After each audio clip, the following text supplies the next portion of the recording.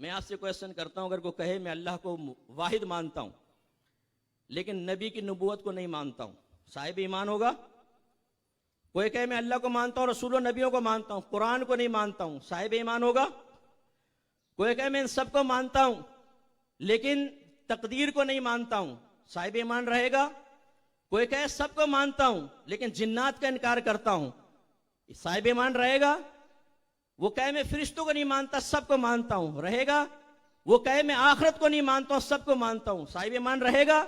بس اللہ نے یہی اشارہ فرمایا کہ خسارے سے باہر وہ لوگ ہیں جنہوں نے اپنے عقائد کو درست کر لیا، عقائد حقہ اختیار کیے، جنہوں نے عقائد کو وضاحت کے ساتھ اختیار کر لیا، صاحب ایمان ہوئے، جنہوں نے ضروریات دین کا علم حاصل کیا، وہ اس خسارے سے باہر ہیں۔ یہ جتنے ٹن سنیے نا، ان سے جا کے پوچھے ضروریات دین کہتے کس کو ہیں، یہ آپ کو بتائیں گے۔ ذرا بیج لگا کے اسٹیجز پہ چڑھنا، تیزی سے اترنا، یہ سنی ہونے کی علامت نہیں ہے، یاد رکھے۔ یہ تو ہندو بھی لا کے کھڑا کر دے نا، ڈیوٹی لگا دے، وہ بھی کر سکتا ہے۔ سالانہ ایک نعت خوانی کرنے سے سنی نہیں بن جاتا انسان، عقیدے سے سنی بنے گا۔ بتائیے دیوبندی کون ہوتا ہے؟ جس کے دیوبند کے عقائد ہوں۔ شیعہ کون ہے؟ جس کے شیعہ کے عقائد ہوں۔ قادیانی کون ہے؟ جس کے قادیانی کے عقائد ہوں۔ وہابی کون ہے؟ جس کے وہابی عقائد ہوں۔ تو سنی کون ہے؟ بولیے، جس کے سنی عقائد ہوں۔ اور عقیدے کا تعلق یہاں سے ہوتا ہے، عمل سے نہیں ہوتا۔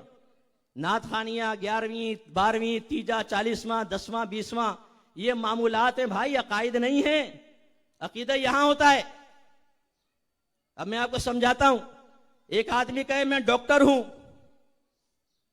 آپ کہیں جی کتنا پڑھا ہے؟ پڑھا تو کچھ بھی نہیں، پھر آپ ڈاکٹر کیسے ہیں؟ نام رکھ لیا ڈاکٹر۔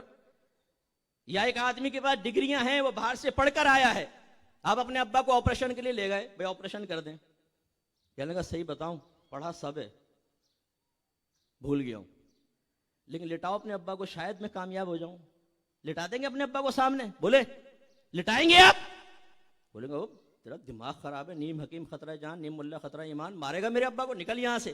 اس کا مطلب یہ ہوا اگر یہاں کچھ موجود نہ ہو وہ صحیح ڈاکٹر نہیں ہوتا۔ اگر ایک وکیل کہے کیس میرے پاس لاؤ لیکن یہاں سے سب خالی ہے، آپ اسے کیس نہیں دیں گے۔ اپنے بچے کو ٹیوشن پڑھانی ہو، ٹیچر یہ کہے پڑھا سب ہے لیکن یہ خالی ہے، آپ کہیں گے ٹیوشن نہیں پڑھانی۔ لیکن قربان جائیں، سنی کا ذہن خالی ہے لیکن ٹن سنی ہے، مان لو کہ جنت میں سب سے پہلے یہی جائے گا۔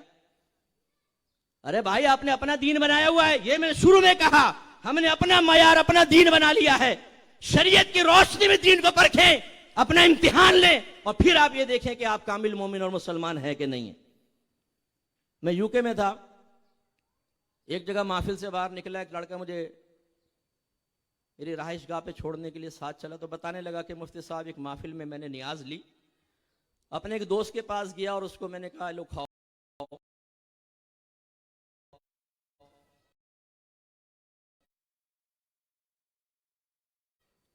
کہنے لگا وہ دوسرا تھا۔ اس نے کھانا شروع کیا تو میں نے اس سے پوچھا پتہ ہے تو کیا کھا رہا ہے؟ کہنے لگا کیا ہے؟ میں نے کہا نیاز۔ تو اس نے تھوک دیا اس کو اور باقی کو زمین پہ پھینک دیا اور کہا لا حول ولا قوت، تو حرام ہے۔ تو میں نے اس نوجوان سے پوچھا، میں نے آپ نے کیا جواب دیا؟ صاحب مجھے تو کچھ پتہ نہیں تھا۔ یہ حال ہے آپ لوگوں کا۔